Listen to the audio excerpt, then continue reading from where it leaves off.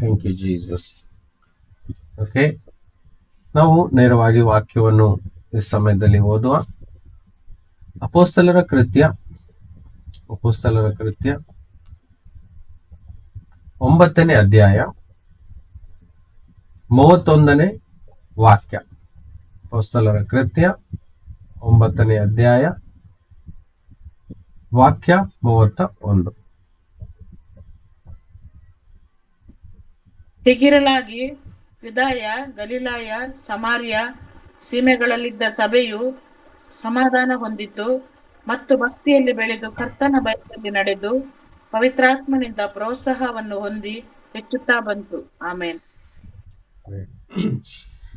English ಅಲ್ಲಿ ಯಾರಾದ್ರೂ ಓದಿ.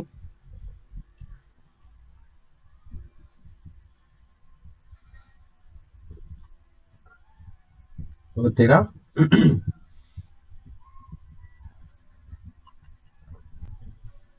ಜೂಡ್ ಬ್ರದರ್ ಅಥವಾ ಮೋನಾ ಸಿಸ್ಟರ್ ಯಾರಾದ್ರೂ ಓದಿ.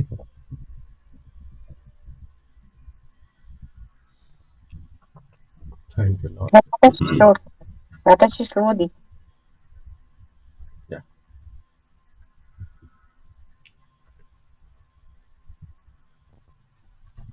ಸರಿ ನೋಡಿ, ಕನ್ನಡದಲ್ಲಿ ಈ ರೀತಿಯಾಗಿ ಬರೆದಿದೆ. ಹೀಗಿರಲಾಗಿ ಯೂದಾಯ, ಗಲಿಲಿಯ, ಸಮರಿಯ ಸೀಮೆಗಳಲ್ಲಿದ್ದ ಸಭೆಯು ಸಮಾಧಾನ ಹೊಂದಿತ್ತು ಮತ್ತು ಭಕ್ತಿಯಲ್ಲಿ ಬೆಳೆದು ಕರ್ತನ ಭಯದಲ್ಲಿ ನಡೆದು ಪವಿತ್ರಾತ್ಮನಿಂದ ಪ್ರೋತ್ಸಾಹವನ್ನು ಹೊಂದಿ ಹೆಚ್ಚುತ್ತಾ ಬಂತು. Thank you Jesus. ನೋಡಿ, ಎಷ್ಟು ಸುಂದರವಾದಂತ ವಾಕ್ಯ. ಇದನ್ನು ಆಳವಾಗಿ ನಾವು ಈ ಸಮಯದಲ್ಲಿ ಚಿಂತಿಸುವರಾಗೋಣ.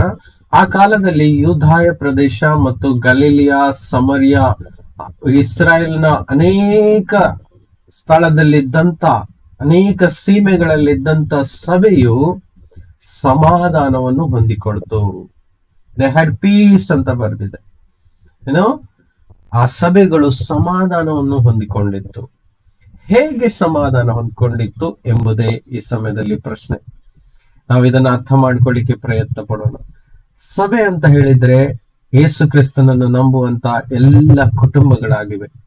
ಯೇಸುವನ್ನು ಹಿಂಬಾಲಿಸುವಂತ, ಆತನ ನಾಮವನ್ನು ನಂಬಿ ಆತನ ವಾಕ್ಯಗಳನ್ನು ಅನುಸರಿಸಿ ಆತನನ್ನೇ ಹಿಂಬಾಲಿಸುತ್ತಾ ಆತನು ಮಾತ್ರ ತಮ್ಮ ಸ್ವಂತ ರಕ್ಷಕನು, ಒಡೆಯನು ಅಂತ ಕೊನೆಯವರೆಗೂ ನಂಬಿಗಸ್ತರಾಗಿ ಜೀವಿಸುವಂತ ಪ್ರತಿಯೊಂದು ಕುಟುಂಬಗಳು, ಪ್ರತಿಯೊಂದು ವಿಶ್ವಾಸಿಗಳ ಸಮೂಹವೇ ಸಭೆ. ಆ ಸಭೆಗೆ, ಆ ಕುಟುಂಬಗಳ ಜೀವಿತದಲ್ಲಿ ಸಮಾಧಾನ ಇತ್ತು ಎಂಬುದಾಗಿ ಇಲ್ಲಿ ನಮಗೆ ಕಾಣಲಿಕ್ಕೆ ಸಿಗ್ತದೆ. ನೋಡಿ, ಮನುಷ್ಯನಿಗೆ ಸಮಾಧಾನ ತುಂಬಾ ಮುಖ್ಯವಾದ ಸಂಗತಿ. ಸಮಾಧಾನ ಇಲ್ಲದಿದ್ದರೆ ಆ ವ್ಯಕ್ತಿಯು ತನ್ನ ಜೀವಿತದಲ್ಲಿ ಯಾವುದೇ ಒಂದು ಏಳಿಗೆಯನ್ನು ಕಂಡುಕೊಳ್ಳುವುದಾಗಲಿ, ಒಂದು ಉತ್ಸಾಹದಲ್ಲಿ ಇರುವುದಾಗಲಿ, ತನ್ನ ಜೀವಿತದಲ್ಲಿ ಏನಾದ್ರೂ ನಿರೀಕ್ಷೆಯನ್ನು ಇಟ್ಕೊಳ್ಳಿಕ್ಕೆ ಕಷ್ಟ ಆಗ್ತದೆ. ಯಾಕಂದ್ರೆ ಸಮಾಧಾನ ಕೆಟ್ಟು ಹೋಗಿದ್ರೆ ಒಂದೊಂದು ಕ್ಷಣವೂ ಸಹ ಬದುಕುವುದು ಆ ವ್ಯಕ್ತಿಗೆ ಬಹಳ ಕಷ್ಟ. ಇಲ್ಲಿ ಸಭೆ ಹೇಗೆ ಸಮಾಧಾನವನ್ನು ಹೊಂದಿಕೊಂಡಿತ್ತು ಎಂಬುದರ ಬಗ್ಗೆ ನಾವು ಅರ್ಥ ಮಾಡಿಕೊಳ್ಳೋಣ.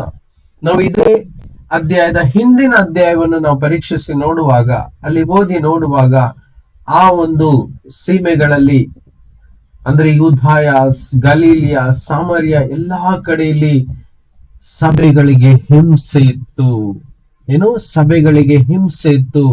ಸೌಲನೆಂಬ ಯಹೂದನು ಮನೆಯೊಳಗೆ ನುಗ್ಗಿ ವಿಶ್ವಾಸಿಗಳ ಕುಟುಂಬವನ್ನು ಬೀದಿಗೆ ಎಳೆದು ಅವರನ್ನು ಹೊಡಿತಾ ಇದ್ದ, ಕೊಲ್ತಾ ಇದ್ದ, ತುಂಬಾ ತೊಂದರೆ, ಹಿಂಸೆಗಳನ್ನು ಕೊಡ್ತಾ ಇದ್ದ.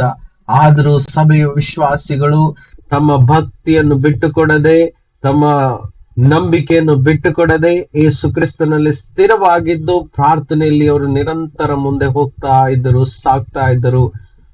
ಆದರೆ ಸಮಯ ಬಂದಾಗ ಸೌಲನೆಂಬವನನ್ನು ಕರ್ತನಾದ ಯೇಸು ದರ್ಶನ ಕೊಟ್ಟು, ಇದೇ ಅಧ್ಯಾಯದಲ್ಲಿ ನಾವು ನೋಡಬಹುದು ಹೇಗೆ ಸೌಲನಾಗಿದ್ದ ಆ ವ್ಯಕ್ತಿ ಪೌಲನಾಗಿ ಮಾರ್ಪಟ್ಟು ಯಾವ ರೀತಿಯಾಗಿ ಕರ್ತನ ಸಭೆಯನ್ನು ಹಿಂಸಿಸುತ್ತಿದ್ದನೋ ಅದೇ ವ್ಯಕ್ತಿ ಈ ಅಧ್ಯಾಯದಲ್ಲಿ ಅದೇ ಯೇಸುವಿನ ನಾಮವನ್ನು ಪ್ರಚಾರ ಪಡಿಸುತ್ತಾ ಆತನೊಬ್ಬನೇ ರಕ್ಷಕನು, ಆತನೇ ಇಸ್ರಾಯೇಲ್ನ ಮಸ್ಸಾಯನು ಎಂದು ಸಾರಿ ಹೇಳುತ್ತಾ ಕ್ರಿಸ್ತನ ಸ್ವಂತ ಸೇವಕನಾದನು.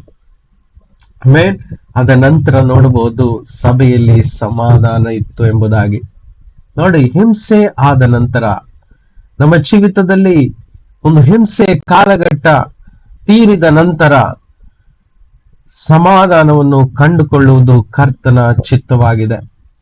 ಅದೇ ರೀತಿಯಾಗಿ ಇಲ್ಲಿ ಸಹ ನೋಡಬಹುದು ಸಭೆಗಳ ಕುಟುಂಬಗಳಲ್ಲಿ ಸಮಾಧಾನ ಇತ್ತು ಎಂಬುದಾಗಿ.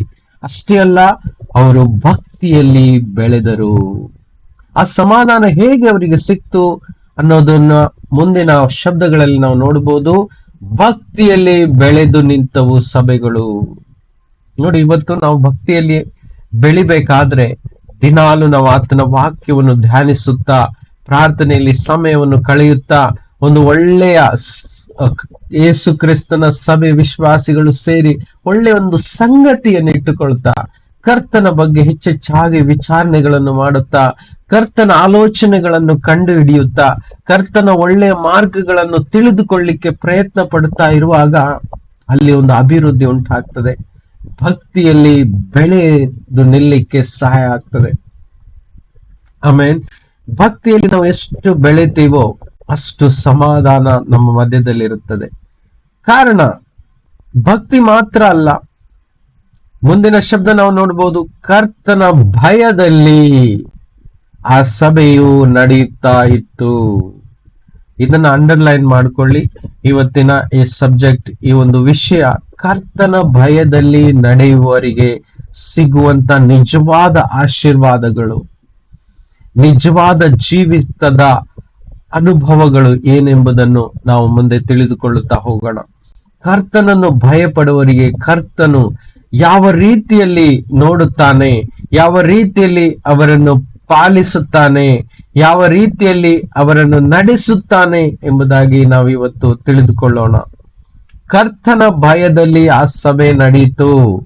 ಅದಕ್ಕೋಸ್ಕರ ಆ ಸಭೆಯಲ್ಲಿ ಸಮಾಧಾನವಿತ್ತು.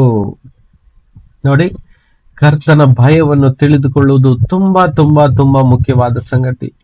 ಕರ್ತನ ಭಯ ಅಂತ ಹೇಳಿದ ಕೂಡಲೇ ಕರ್ತನು ಕ್ರೂರಿಯಾಗಿದ್ದಾನೋ, ಅಥವಾ ಕರ್ತನು ಎಲ್ಲರನ್ನು ಕೊಲ್ಲುವಾತನು, ಅಥವಾ ಕರ್ತನು ಎಲ್ಲರನ್ನು ಭಯಪಡಿಸುವಾತನು ಅನ್ನೋದು ಅಲ್ಲವೇ ಅಲ್ಲ.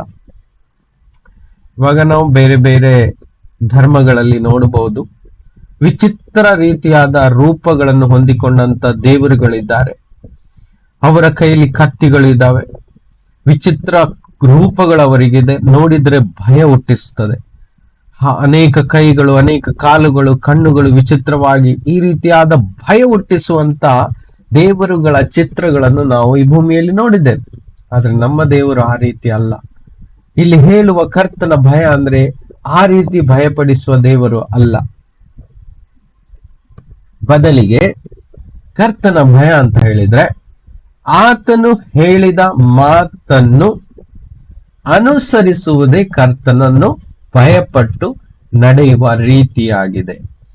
ಕರ್ತನು ಹೇಳಿದ ಮಾತುಗಳಿಗೆ ತಕ್ಕಂತೆ ನಾವು ವರ್ತಿಸುವಾಗ ಆ ಕರ್ತನ ಭಯ ನಮ್ಮಲ್ಲಿ ಇದೆ ಎಂದು ಅರ್ಥ. ಸೊ ಇಲ್ಲಿ ಸಹ ಅದೇ ರೀತಿಯಾಗಿ ಆ ಕಾಲದಲ್ಲಿ ಇದ್ದಂತ ಸಭೆಯ ವಿಶ್ವಾಸಿಗಳು ಕರ್ತನ ಮಾತುಗಳನ್ನು ಅನುಸರಿಸಿ ಆತನನ್ನು ಪಟ್ಟು ಅವರು ಭಕ್ತಿಯಲ್ಲಿ ಬೆಳೆದು ವೃದ್ಧಿಯಾಗುತ್ತಾ ಬಂದರು. ಇದರ ಪರಿಣಾಮ ಏನಾಯ್ತು ಅಂತ ಹೇಳಿದ್ರೆ ಅವರ ಮಧ್ಯದಲ್ಲಿ ಸಮಾಧಾನ ಇತ್ತು. ಅವರ ಮಧ್ಯದಲ್ಲಿ ಸಮಾಧಾನ ಇತ್ತು ಅಂತ ಹೇಳಿದ್ರೆ ಅವರಿಗೆ ಐಕ್ಯತೆ ಇತ್ತು. Praise the Lord. ಅವರಲ್ಲಿ ಏನಿತ್ತು? ಐಕ್ಯತೆ ಇತ್ತು. ಸಮಾಧಾನ ಇದೆ ಅಂತ ಹೇಳಿದ್ರೆ ಖಂಡಿತವಾಗಿ ಅಲ್ಲಿ ಜಗಳವೋ, ಅಲ್ಲಿ ಕಚ್ಚಾಟವೋ ಅಥವಾ ಬೇರೆ ಯಾವುದೇ ರೀತಿಯಾದ ಸಂಗತಿಗಳು ಕಂಡು ಬರ್ಲಿಕ್ಕೆ ಸಾಧ್ಯನೇ ಇಲ್ಲ. ಒಂದು ವೇಳೆ ಅಲ್ಲಿ ಜಗಳಗಳು ಕಂಡು ಬಂದರೆ ಅಲ್ಲಿ ಸಮಾಧಾನ ಇಲ್ಲ ಎಂದು ಅರ್ಥ. ಆದ್ರೆ ಇಲ್ಲಿ ನೋಡಬಹುದು ಅವರ ಮಧ್ಯದಲ್ಲಿ ಸಮಾಧಾನ ಇತ್ತು ಅಂತ ಹೇಳಿದ್ರೆ ಪ್ರತಿ ಕುಟುಂಬಗಳ ಜೀವಿತದಲ್ಲಿ ಸಮಾಧಾನ ಇತ್ತು. ಆಮೆನ್. ಸಮಾಧಾನ ಕೆಟ್ಟು ಯಾವಾಗ ಹೋಗ್ತದೆ ಹೇಳಿ? ಜೀವಿತದಲ್ಲಿ ಸಿಗಬೇಕಾದಂತ ಸಂತೋಷ ನೆಮ್ಮದಿ ಸಿಗದೆ ಹೋದಾಗ ಸಮಾಧಾನ ಕೆಟ್ಟು ಹೋಗ್ತದೆ. ಯಾವುದೇ ವಿಧದಲ್ಲಿ ಆಗಿರಬಹುದು. ಒಳ್ಳೆ ಒಂದು ವೈವಾಹಿಕ ಜೀವಿತ ಸಿಗದೆ ಇದ್ರೆ ಅಲ್ಲಿ ಸಮಾಧಾನ ಕೆಟ್ಟು ಹೋಗುತ್ತೆ. ಮಕ್ಕಳ ಭವಿಷ್ಯ ಚೆನ್ನಾಗಿ ಆಗದೆ ಇದ್ರೆ ಅಲ್ಲಿ ಸಮಾಧಾನ ಕೆಟ್ಟು ಹೋಗುತ್ತೆ. ಆರ್ಥಿಕವಾಗಿ ಪರಿಸ್ಥಿತಿಗಳು ಹದಗೆಟ್ಟಿದಾಗ ಅಲ್ಲಿ ಸಮಾಧಾನ ಕೆಟ್ಟು ಹೋಗುತ್ತೆ, ಹೌದಲ್ವಾ? ಮತ್ತು ಒಬ್ಬರನ್ನೊಬ್ರು ಪ್ರೀತಿಸದೆ ಜಗಳ ಆಡ್ತಾ ಇದ್ರೆ ಅಲ್ಲಿ ಸಮಾಧಾನ ಕೆಟ್ಟು ಹೋಗ್ತದೆ. ಕೊರತೆಗಳು ನೀಗದೆ ಹೋದರೆ ಅಲ್ಲಿ ಸಮಾಧಾನ ಕೆಟ್ಟು ಹೋಗುತ್ತೆ, ಹೌದಲ್ವಾ? ಹೇಳಿ. ನಾವು ಆಸೆ ಪಡುವುದು ನಮಗೆ ಸಿಗದೇ ಇದ್ದಾಗ ಅಂತ ಹೇಳಿದ್ರೆ, ನಮ್ಮ ಅವಶ್ಯಕತೆಗಳಿಗೋಸ್ಕರ ನಾವು ಆಸೆ ಪಡುವುದು ಸಿಗದೆ ಹೋದಾಗ ನಮ್ಮಲ್ಲಿರುವ ಸಮಾಧಾನ ಕೆಟ್ಟು ಹೋಗುತ್ತೆ. ಆದ್ರೆ ಇಲ್ಲಿ ನೋಡಬಹುದು, ಆ ಸಭೆಯಲ್ಲಿ ಸಮಾಧಾನ ಇತ್ತು. ನೋಡಿ, ಸಮಾಧಾನ ಅಂತ ಹೇಳಿದ್ರೆ ಒಂದು ಕಂಪ್ಲೀಟ್ ವರ್ಡ್, ಒಂದು ಸಂಪೂರ್ಣ ಶಬ್ದವಾಗಿದೆ. ಸಮಾಧಾನ ಅಂತ ಹೇಳಿದ್ರೆ ಅಲ್ಲಿ ಯಾವುದೇ ಕೊರತೆ ಇರುವುದಿಲ್ಲ ಅಂತ ಹೇಳಿದ್ರೆ, ಮನಸ್ಸಿಗೆ ಯಾವುದೇ ಧಕ್ಕೆ ಉಂಟು ಮಾಡುವುದಿಲ್ಲ. ಅದೇ ಸಮಾಧಾನ ಅಲ್ವಾ?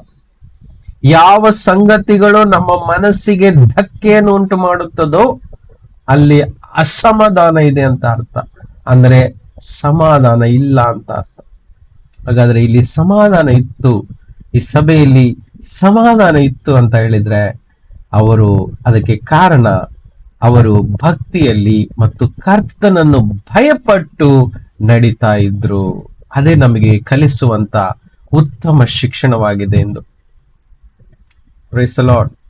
ಹಾಗಾದ್ರೆ ನಾವು ಇವತ್ತು ಕರ್ತನನ್ನು ಎಷ್ಟು ಭಯ ಪಡಬೇಕು, ಅದರಿಂದ ಸಿಗುವಂತ ಫಲಗಳು ಏನೆಂಬುದಾಗಿ ನಾವು ಒಂದೊಂದನ್ನೇ ತಿಳಿದುಕೊಳ್ಳಲಿಕ್ಕೆ ಪ್ರಯತ್ನ ಪಡೋಣ. ಆಮೆನ್. ಮುಂದಿನ ಶಬ್ದ, ಮತ್ತು ಪವಿತ್ರಾತ್ಮನಿಂದ ಪ್ರೋತ್ಸಾಹವನ್ನು ಹೊಂದಿ ಹೆಚ್ಚುತ್ತಾ ಬಂದರು. ಏನು? ಪವಿತ್ರಾತ್ಮನಿಂದ ಪ್ರೋತ್ಸಾಹವನ್ನು ಹೊಂದಿ ಹೆಚ್ಚುತ್ತಾ ಬೆಳೆಯುತ್ತಾ ಬಂದರು ಅಂತ ಹೇಳಿದ್ರೆ, ಸಭೆಯು ಅಂದ್ರೆ ಸಭೆಯಲ್ಲಿರುವ ವಿಶ್ವಾಸಿಗಳು ಹೆಚ್ಚಾದರು, ಸಂಖ್ಯೆಯಲ್ಲಿ ವೃದ್ಧಿಯಾದರು. ಅನೇಕ ವ್ಯಕ್ತಿಗಳು ಯೇಸುವನ್ನು ನಂಬಿ ತಮ್ಮ ಜೀವಿತವನ್ನು ಯೇಸುವಿಗೆ ಅರ್ಪಣೆ ಮಾಡಿದರು.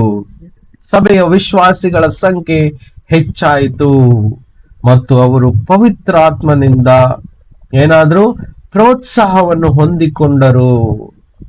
ನೋಡಿ, ನಮಗೆ ಪವಿತ್ರಾತ್ಮನ ಪ್ರೋತ್ಸಾಹ ಎಷ್ಟು ಮಟ್ಟಿಗೆ ಬೇಕು ಅಂತ ಹೇಳಿದ್ರೆ, ಸಮಾಧಾನ ಕೆಟ್ಟು ಹೋದಾಗ, ನಿರಾಸೆ ಉಂಟಾದಾಗ ಒಂದು ಕಂಫರ್ಟ್ ನಮಗೆ ಬೇಕು ಅಲ್ವಾ? ಒಂದು ಉತ್ಸಾಹ ನಮಗೆ ಬೇಕು. ಅದು ಕೊಡುವುದು ಮನುಷ್ಯನು ಸ್ವಲ್ಪ ತನ್ನ ಮಾತಲ್ಲಿ ಹೇಳ್ಬಹುದು, ಭಯ ಪಡಬೇಡ, ಎಲ್ಲ ಸರಿ ಹೋಗುತ್ತೆ, ದೇವರು ಎಲ್ಲವನ್ನು ಚೆನ್ನಾಗಿ ಮಾಡ್ತಾರೆ, ನಿನ್ನನ್ನು ಆಶೀರ್ವದಿಸ್ತಾರೆ, ನಿನ್ನ ರೋಗ ನಿನ್ನನ್ನು ಬಿಟ್ಟು ಹೋಗುವುದು ಎಂಬುದಾಗಿ ಇನ್ನಿತರೆ ವಿಷಯಗಳಿಂದ ಪ್ರೋತ್ಸಾಹ ಪಡಿಸಬಹುದು. ಆದರೆ ಎಲ್ಲಿ ತನಕ ಆ ದುಃಖದಲ್ಲಿರುವಂತ ವ್ಯಕ್ತಿಯ ಹೃದಯದಲ್ಲಿ ದೇವರಾತ್ಮನು ಪ್ರೋತ್ಸಾಹ ಪಡಿಸುವುದಿಲ್ಲವೋ ಅಲ್ಲಿ ತನಕ ಆ ವ್ಯಕ್ತಿಯು ಸಮಾಧಾನವನ್ನು ಹೊಂದ್ಕೊಳ್ಳಿಕ್ಕೆ ಸಾಧ್ಯವಿಲ್ಲ. ಅದಕ್ಕೋಸ್ಕರ ಹೃದಯದಲ್ಲಿ ನಿಜವಾಗಿ ಪ್ರೋತ್ಸಾಹ ಪಡಿಸುವ ಆತನಾದ ನಿತ್ಯವಾಗಿ ನಮ್ಮ ಸಂಗಡವಿರುವಂತ ಪವಿತ್ರಾತ್ಮನು ಮಾತ್ರ ನಮ್ಮನ್ನು ಪ್ರೋತ್ಸಾಹ ಪಡಿಸಲಿಕ್ಕೆ ಸಾಧ್ಯ.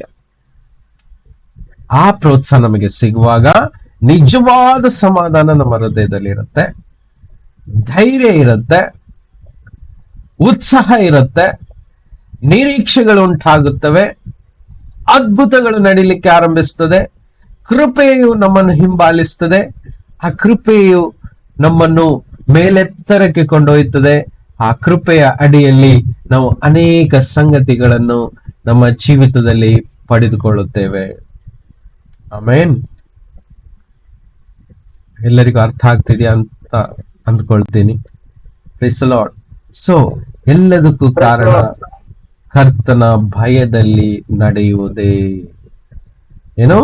ಕರ್ತನ ಭಯದಲ್ಲಿ ನಾವು ಎಷ್ಟು ನಡೆಯುತ್ತೇವೆ ಅಂತ ಹೇಳಿದ್ರೆ, ಯಾವುದೆಲ್ಲ ತಪ್ಪು ಉಂಟೋ, ಯಾವುದೆಲ್ಲ ಕೆಟ್ಟದಾಗಿದೆಯೋ ಅದರಿಂದ ದೂರವಾಗಿರುವುದೇ ಕರ್ತನನ್ನು ಭಯಪಡುವ ರೀತಿಯಾಗಿದೆ. Praise the Lord. ಆಮೆನ್. ಇನ್ನೊಂದು ವಾಕ್ಯವನ್ನು ನಾವು ಓದುವ. ಕೀರ್ತನೆಗಳಲ್ಲಿ ಕರ್ತನ ಭಯದ ಬಗ್ಗೆ ತುಂಬಾ ಒಳ್ಳೆಯ ವಾಕ್ಯಗಳನ್ನು ಬರೆದಿದ್ದಾರೆ. ಅದನ್ನು ಓದುವ ನಾವು. ಕೀರ್ತನೆ 111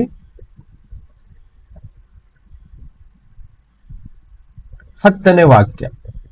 ಸಾಮ್ಸ್ 111 ವರ್ಸ್ 10. ಯೆಹೋವನ ಭಯವೇ ಜ್ಞಾನಕ್ಕೆ ಮೂಲವು, ಹ್ಮ್. ಆತನ ಕಟ್ಟಳೆಗಳನ್ನು ನಡೆಸುವವರು ಪೂರ್ಣ ವಿವೇಕಿಗಳು. ಆತನ ಸ್ತುತಿಯು ನಿರಂತರವಾದದ್ದು. ಆಮೇನ್. ಯೆಹೋವನ ಭಯ, ಈ ವಾಕ್ಯ ನಮ್ಗೆ ಎಷ್ಟೋ ಸಲ ನೋಡ್ಲಿಕ್ಕೆ ಓದ್ಲಿಕ್ಕೆ ಸಿಕ್ಕಿದೆ ಅಲ್ವಾ? ಸ್ವಲ್ಪ ಆಳವಾಗಿ ಚಿಂತಿಸಿ ನೋಡುವ. ಯೆಹೋವನ ಭಯ ನಿಜವಾದ ಜ್ಞಾನ. ಅನೇಕ ವಿಷಯದಲ್ಲಿ ಇವತ್ತು ಜನರೆಲ್ಲ ಏನಾಗಿದ್ದಾರೆ? ಆ ಬುದ್ಧಿಹೀನರಾಗಿದ್ದಾರೆ. ಯಾರಿಗೆ ಬುದ್ಧಿಹೀನರು ಅಂತ ಹೇಳ್ತಾರೆ? ಜ್ಞಾನ ಇಲ್ಲದವರಿಗೆ ಬುದ್ಧಿಹೀನರು ಅಂತ ಹೇಳ್ತಾರೆ, ದಡ್ಡರು ಅಂತ ಹೇಳ್ತಾರೆ. ಕೆಲಸವನ್ನು ಸರಿಯಾಗಿ ಮಾಡದೆ ತಪ್ಪು ತಪ್ಪಾಗಿ ಮಾಡುವುದು, ತಪ್ಪು ತಪ್ಪಾಗಿ ವರ್ತಿಸುವುದು, ತಪ್ಪು ತಪ್ಪಾಗಿ ಮಾತನಾಡುವಂತ ವ್ಯಕ್ತಿಗಳಿಗೆ ಬುದ್ಧಿಹೀನರು ಅಂತ ಹೇಳ್ತಾರೆ. ಹೌದಾ? ಆದ್ರೆ ನಿಜವಾದ ಜ್ಞಾನ ಎಲ್ಲಿಂದ ಆರಂಭವಾಗ್ತದೆ? ಅದು ಕರ್ತನಿಂದವೇ ಆರಂಭವಾಗ್ತದೆ ಅಂತ ಹೇಳಿದ್ರೆ, ಕರ್ತನನ್ನು ಭಯಪಟ್ಟು ನಡೆಯುವಾಗ ನಮ್ಮ ಜೀವನದಲ್ಲಿ ನಿಜವಾದ ಜ್ಞಾನ ಬರ್ಲಿಕ್ಕೆ ಸ್ಟಾರ್ಟ್ ಆಗ್ತದೆ. ಅದು ಹೇಗೆ? ಅಲ್ಲಿ ಬರ್ದಿದೆ ನೋಡಿ. ಆತನ ಕಟ್ಟಳೆಗಳನ್ನು ಅನುಸರಿಸಿ ನಡೆಸುವವರು ಅಂತ ಹೇಳಿದ್ರೆ, ಕಟ್ಟಳೆಗಳನ್ನು ಪಾಲಿಸುವವರು ನಿಜವಾಗಿ ವಿವೇಕಿಗಳಾಗ್ತಾರೆ ಅಂತ ಹೇಳಿದ್ರೆ ಜ್ಞಾನಿಗಳಾಗ್ತಾರೆ. ಅದಕ್ಕೆ ಯೇಸು ಮತ್ತಾಯಿ 7:24-27 ತನಕ ನಾವು ಓದ್ಬೋದು. ನಮಗೆ ಗೊತ್ತಿದೆ ಆ ವಾಕ್ಯ ಏನು? ನನ್ನ ವಾಕ್ಯಗಳನ್ನು ಕೇಳಿ ಅದರಂತೆ ನಡೆಯುವನು ಬುದ್ಧಿವಂತನು, ವಿವೇಕಿಯು, ಜ್ಞಾನಿಯು ಅಂತ ಹೇಳಿದ್ದಾರೆ. ಹೌದಾ? ಆದ್ರೆ ನನ್ನ ವಾಕ್ಯಗಳನ್ನು ಕೇಳಿ ಅದರಂತೆ ನಡೆಯದೇ ಇರುವವನು ಬುದ್ಧಿಹೀನನು, ತನ್ನ ಜೀವಿತವನ್ನು ನಾಶಪಡಿಸಿಕೊಳ್ತಾನೆ ಅಂತ ಹೇಳಿದ್ದಾರೆ. ಹಾಗಾದ್ರೆ ಕರ್ತನ ವಾಕ್ಯವನ್ನು ಕೈಗೊಂಡು ನಡೆಯುವನು ನಿಜವಾದ ಜ್ಞಾನಿ ಮತ್ತು ವಿವೇಕಿಯಾಗಿದ್ದಾನೆ. ನಿಜವಾದ ವಿವೇಕ ನಮ್ಮ ಜೀವನದಲ್ಲಿ ಏನ್ ಮಾಡ್ಬೇಕು, ಏನ್ ಮಾಡಬಾರ್ದು ಅನ್ನೋ ವಿಷಯಗಳ ಬಗ್ಗೆ ಯಾವಾಗ್ಲೂ ನಾವು ಕನ್ಫ್ಯೂಸ್ಡ್ ಆಗಿರ್ತೀವಿ ಅಲ್ವಾ? ಗೊಂದಲದಲ್ಲಿರ್ತೀವಿ. ನಮ್ಗೇನು ಅರ್ಥ ಆಗ್ತಾ ಇಲ್ಲ. ದೇವರು ಹೇಗೆ ಮಾತಾಡ್ತಾರೆ, ದೇವರ ಉದ್ದೇಶವೇನು, ನಾನು ಏನ್ ಮಾಡ್ಬೇಕು? ಹೌದಾ? ಒಂದು ಕೆಲಸದಲ್ಲಿ ಕೈ ಹಾಕಿದಾಗ ಇದ್ರಲ್ಲಿ ದೇವರ ಚಿತ್ತ ಇದೆಯಾ ಇಲ್ಲ ಎಂಬುದರ ವಿಷಯವಾಗಿ ನಾವೆಲ್ಲ ತುಂಬಾ ಯೋಚನೆ ಮಾಡ್ತೀವಿ. ಹೇಗೆ ದೇವರ ಚಿತ್ತವನ್ನು ತಿಳಿದುಕೊಳ್ಳುವುದು ಎಂಬುದರ ವಿಷಯವಾಗಿ ನಾವು ಚಿಂತೆ ಮಾಡ್ತೀವಿ. ನೋಡಿ, ಉತ್ತರ ಇಲ್ಲಿದೆ. ಕರ್ತನ ಕಟ್ಟಳೆಗಳನ್ನು ಅನುಸರಿಸಿ ನಡೆಯುವಾಗ, ಆತನಿಗೆ ಭಯಪಟ್ಟು ನಾವು ನಡೀತೇವೆ, ಆವಾಗ ನಿಜವಾದ ಜ್ಞಾನವು ನಮ್ಮಲ್ಲಿ ಉಂಟಾಗ್ಲಿಕ್ಕೆ ಸ್ಟಾರ್ಟ್ ಆಗ್ತದೆ. ಆ ಜ್ಞಾನ ಎಲ್ಲಿಂದ ಸಿಗ್ತದೆ? ಆತನ ವಾಕ್ಯಗಳಿಂದ. ನಮ್ಮ ಬುದ್ಧಿ, ನಮ್ಮ ಮನಸ್ಸು, ನಮ್ಮ ಆಲೋಚನೆಗಳು, ನಮ್ಮ ಹೃದಯವೆಲ್ಲ ಏನಾಗ್ತದೆ? ಶುದ್ಧವಾಗ್ಲಿಕ್ಕೆ ಸ್ಟಾರ್ಟ್ ಆಗ್ತದೆ. ಹೃದಯಗಳು ಶುದ್ಧವಾದಾಗ, ನಮ್ಮ ಮನಸ್ಸು ಶುದ್ಧವಾದಾಗ, ಅಲ್ಲಿ ಕರ್ತನ ವಾಕ್ಯದ ನಿಜವಾದ ಜ್ಞಾನ, ನಿಜವಾದ ಬೆಳಕು ಅಲ್ಲಿ ಉಂಟಾಗ್ತದೆ. ನಾವು ಇಲ್ಲಿ ತನಕ ವರ್ತಿಸ್ತಿರುವಂತ ವರ್ತನೆಗಳು ಬದಲಾಗ್ಲಿಕ್ಕೆ ಆರಂಭಿಸ್ತದೆ. ಹೊಸ ಹೊಸ ಪ್ಲಾನ್ಗಳು, ಆಲೋಚನೆಗಳು ನಮಗೆ ತಿಳಿಯದ ಹಾಗೆ ನಮ್ಮ ಬುದ್ಧಿಯಲ್ಲಿ ಬರ್ಲಿಕ್ಕೆ ಆರಂಭಿಸ್ತದೆ. ಕಾರಣ ಅದು ದೇವರ ಆತ್ಮನ ಕ್ರಿಯೆಯಾಗಿದೆ. ನೋಡಿ, ಜ್ಞಾನ ಸಿಗುವುದು ದೇವರ ಆತ್ಮನಿಂದಲೇ. ಹೌದಾ? ಯಾವಾಗ ನಾವು ಆತನ ಕಟ್ಟಳೆಗಳಿಗೆ ಅಧೀನರಾಗ್ತೀವಿ, ದೇವರು ನಮ್ಮೊಳಗಿರುವ ತನ್ನ ಪರಿಶುದ್ಧ ಆತ್ಮನ ಮುಖಾಂತರ ನಮಗೆ ಜ್ಞಾನವನ್ನು ಲಭಿಸ್ಲಿಕ್ಕೆ ಪ್ರಾರಂಭಿಸ್ತಾರೆ ಅಂತ ಹೇಳಿದ್ರೆ, ಆತನು ಒಳಗಡೆ ಇದ್ದು ಮಾತನಾಡುತ್ತಾನೆ. ಒಳಗಡೆ ಇದ್ದು ನಮ್ಮ ಬುದ್ಧಿಯನ್ನು ಮೀರಿ ಆತನು ನಮ್ಮ ಆಲೋಚನೆಗಳನ್ನು ಪರಿವರ್ತಿಸುತ್ತಾನೆ, ನಮ್ಮ ಆಲೋಚನೆಗಳನ್ನು ಹೊಸದನ್ನಾಗಿ ಮಾಡುತ್ತಾನೆ. ನಮ್ಮ ವಿವೇಕವು ಅವಾಗ ಅಭಿವೃದ್ಧಿ ಆಗ್ತದೆ. ನಾವು ಯಾವ ಕೆಲಸದಲ್ಲಿ ಫೇಲ್ ಆಗ್ತೀವಿ, ಇದು ನಡೀತದೋ ನಡೆಯಲ್ವೋ, ಅಥವಾ ಇದು ಸಕ್ಸಸ್ ಆಗ್ತದೋ ಇಲ್ಲವೋ ಎಂಬ ಒಂದು ಕನ್ಫ್ಯೂಷನ್ ಅಲ್ಲಿ ನಾವು ಜೀವಿಸುವಾಗ, ನಮಗೆ ಅರಿಯದ ಹಾಗೆ ಕರ್ತನ ಜ್ಞಾನವು ನಾವು ಹಿಡಿದ ಕೆಲಸದಲ್ಲಿ ಏನು ಮಾಡ್ತದೆ? ಕಾರ್ಯ ಮಾಡ್ಲಿಕ್ಕೆ ಸ್ಟಾರ್ಟ್ ಮಾಡ್ತದೆ. ನೋಡಿ, ನೀವು ಅನುಭವಿಸಿದ್ದೀರೋ ಇಲ್ಲೋ ಗೊತ್ತಿಲ್ಲ, ನಿಜವಾಗಿ ಕರ್ತನನ್ನು ಭಯಪಟ್ಟು ನಡೆಯುವರಾದ ಮಕ್ಕಳ ಜೀವಿತದಲ್ಲಿ ಪರಿಶುದ್ಧಾತ್ಮನು ಅದ್ಭುತವಾಗಿ ಅವರಿಗೆ ಹೊಸ ಆಲೋಚನೆಗಳಿಂದ, ಅವರು ಮಾಡುವ ಕ್ರಿಯೆಗಳೆಲ್ಲದರಲ್ಲಿ ಅವರಿಗೆ ಸಹಾಯ ಮಾಡುತ್ತಾ ಹೊಸ ಹೊಸ ಜ್ಞಾನದಿಂದ, ಹೊಸ ಹೊಸ ಆಲೋಚನೆಗಳಿಂದ ಅವರನ್ನು ತುಂಬುತ್ತಾರೆ. ಇದೇ ಆತನ ಪ್ರಾಮಿಸಸ್, ಇದು ವಾಗ್ದಾನಗಳು. ನಾವು ಯಾವಾಗ ವಿವೇಕಿಗಳಾಗ್ತಾರೆ ಹೇಳಿ? ನಾವು ಯಾವಾಗ ಜ್ಞಾನವನ್ನು ಹೊಂದಿಕೊಂಡು ಬುದ್ಧಿವಂತರಾಗ್ತೀವಿ? ಭೂಮಿಯಲ್ಲಿ, ಈ ಭೂಮಿಯಲ್ಲಿ ನಿಜವಾದ ವಿವೇಕ ಮತ್ತು ಬುದ್ಧಿ ಅಥವಾ ಜ್ಞಾನ ಬೇಕು ನಮಗೆ. Price the Lord. ಸೊ ಅದು ಕರ್ತನನ್ನು ಭಯಪಟ್ಟು ನಡೆಯುವಾಗ ಮಾತ್ರ ನಿಜವಾದ ಜ್ಞಾನ ನಮಗೆ ಸಿಗ್ತದೆ. ಆಮೇಲೆ ಇವತ್ತು ನೋಡಿ, ಎಷ್ಟೋ ಜನರು, ಶ್ರೀಮಂತರು, ಹಣ ಇದ್ದವರು ಎಲ್ಲರೂ ಬೇರೆ ಬೇರೆ ಕೆಟ್ಟ ಚಟಗಳಿಗೆ ಅಡಿಕ್ಟ್ ಆಗ್ತಾರೆ. ಅವರಿಗೆ ಎಷ್ಟು ಒಳ್ಳೆ ಎಜುಕೇಶನ್ ಇದೆ, ಬೇಕಾದಷ್ಟು ಸಂಪತ್ತು ಇದೆ, ಹೆಸರು ಇದೆ, ಪ್ರೊವಿಷನ್ ಇದೆ, ಅವರಿಗೆ ಬೇಕಾದಷ್ಟು ಎಲ್ಲ ಅವಶ್ಯಕತೆಗಳು ಅವರ ಹತ್ರ ಇದ್ದಾವೆ, ಅವರಿಗೆ ಯಾವುದು ಕೊರತೆ ಇಲ್ಲ. ಆದರೆ ತಮ್ಮ ಶರೀರವನ್ನು ಕೆಡಿಸ್ತಾ ಇದ್ದಾರೆ, ಪಾಪದಲ್ಲಿ ಬೀಳ್ತಾ ಇದ್ದಾರೆ. ಆದ್ರೆ ಅವ್ರಿಗೆ ಗೊತ್ತಿಲ್ಲ, ನಿಜವಾದ ಜ್ಞಾನ ಅವರು ಶಾಲೆಯಲ್ಲಿ ಕಲಿತಂತ ಪಾಠ ಪುಸ್ತಕದ ಶಿಕ್ಷಣ ಅಲ್ಲ. ಅದು ಈ ಭೂಮಿಗೆ ಬೇಕು, ಇಲ್ಲ ಅಂತ ಹೇಳಲ್ಲ. ಆದರೆ ತನ್ನ ಜೀವಿತವನ್ನು ನಿರಂತರವಾಗಿ ಬರುವ ರಾಜ್ಯದಲ್ಲಿಯೂ ಸಹ ತಾನು ನಿತ್ಯ ನಾಶನಕ್ಕೆ ಹೋಗದೆ, ನಿತ್ಯ ಮೃತ್ಯುವಿನಲ್ಲಿ ಬೀಳದೆ, ನಿತ್ಯವಾಗಿ ಬದುಕಲು ಆತನಿಗೆ ಆ ಜ್ಞಾನ ಇರಲ್ಲ. ಅದು ಕೇವಲ ಯೇಸುವನ್ನು ಹಿಂಬಾಲಿಸಿದಾಗ ಮಾತ್ರ, ಬೈಬಲ್ ಅನ್ನು ಹಿಂಬಾಲಿಸಿದಾಗ, ಬೈಬಲ್ ಅನ್ನು ಅನುಸರಿಸಿದಾಗ ಮಾತ್ರ, ಸತ್ಯ ದೇವರಾದ ಯೇಸುವನ್ನು ನಂಬಿ ಆತನ ಆಜ್ಞೆಗಳನ್ನು ಕೈಗೊಂಡು ನಡೆದಾಗ ಮಾತ್ರ ಆ ವ್ಯಕ್ತಿ ವಿವೇಕಿ ಆಗ್ತಾನೆ, ಆ ವ್ಯಕ್ತಿ ಜ್ಞಾನಿ ಆಗ್ತಾನೆ. Amen. Praise the Lord. So ಹಾಗಾಗಿ ಕರ್ತನ ಜ್ಞಾನವನ್ನು ನಾವು ಕರ್ತನ ಭಯವನ್ನು ನಾವು ತುಂಬಾ ತುಂಬಾ ತುಂಬಾ ಆಳವಾಗಿ ನಮ್ಮ ಹೃದಯದಲ್ಲಿ ಇವತ್ತು ಇಟ್ಕೊಳ್ಳೋಣ. ಪ್ರತಿ ಹೆಜ್ಜೆಯಲ್ಲೂ, ನಾವು ಮಾತನಾಡುವ ಪ್ರತಿಯೊಂದು ಶಬ್ದಗಳಲ್ಲಿಯೂ, ನಾವು ವರ್ತಿಸುವ ಪ್ರತಿಯೊಂದು ಕಾರ್ಯಗಳಲ್ಲಿಯೂ ಕರ್ತನಿಗೆ ಭಯ ಪಡುವ ರೀತಿಯಲ್ಲಿ. ಭಯ ಅಂತ ಹೇಳಿದ್ರೆ ಹೆದರಿ ನಡುಗುವುದಲ್ಲ, ಕರ್ತನಿಗೆ ಕೊಡುವಂತ ಆಧರಣೆ, ಗೌರವ ಉಂಟಲ್ಲ, ಅದೇ ಭಯ. ರೆವರೆನ್ಸ್. ರೆವರೆನ್ಸ್ ಅನ್ನುವ ಶಬ್ದ ಕನ್ನಡದಲ್ಲಿ ಆಧರಣೀಯ ಅಂತ ಹೇಳ್ತಾರಲ್ವಾ, ಗೌರವ ಅಥವಾ ಆಧರಣೀಯ, ಅಥವಾ ಗಣ್ಯ ವ್ಯಕ್ತಿಗಳಿಗೆ ಆಧರಣೀಯ ವ್ಯಕ್ತಿಗಳು ಅಂತ ಹೇಳ್ತಾರೆ. ಸೊ ಅದೇ ರೀತಿ ನಮ್ಮ ದೇವರಿಗೆ ಕೊಡುವಂತ ಗೌರವ ಉಂಟು ನೋಡಿ, ಆಧರಣೆ. ಅದಾಗಿದೆ ನಿಜವಾದ ಭಯ. ಹೌದಾ? ಸೊ ಆ ರೀತಿಯಾಗಿ ನಮ್ಮ ಜೀವಿತದಲ್ಲಿ ನಮ್ಮ ದೇವರಿಗೆ, ನಮ್ಮ ಕರ್ತನಿಗೆ, ನಮ್ಮ ಯೇಸುವಿಗೆ ಆ ಒಂದು ಆಧರಣೆ ಅಥವಾ ಗೌರವ ನೀಡುವುದಾದ್ರೆ ಅದೇ ನಿಜವಾದ ಭಯ. ಸೊ ಅದು ಭಯ, ಹೆದರಿ ನಡುಕುವಂಥದ್ದು ಭಯ ಅಲ್ಲ. ಹಲ್ಲೆಲೂಯಾ. ಸೊ ಹಾಗಾದ್ರೆ ಆ ಭಯ ಎಷ್ಟು ಚೆನ್ನಾಗಿದೆ ಅನ್ನೋದನ್ನ ಇನ್ನಷ್ಟು ವಾಕ್ಯಗಳನ್ನು ನೋಡಿ ತಿಳಿದುಕೊಳ್ಳೋಣ.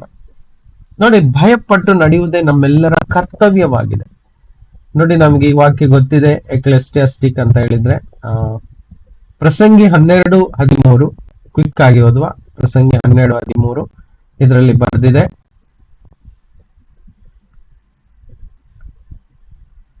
ಬೇಗ ನಾನು ಓದ್ತೀನಿ.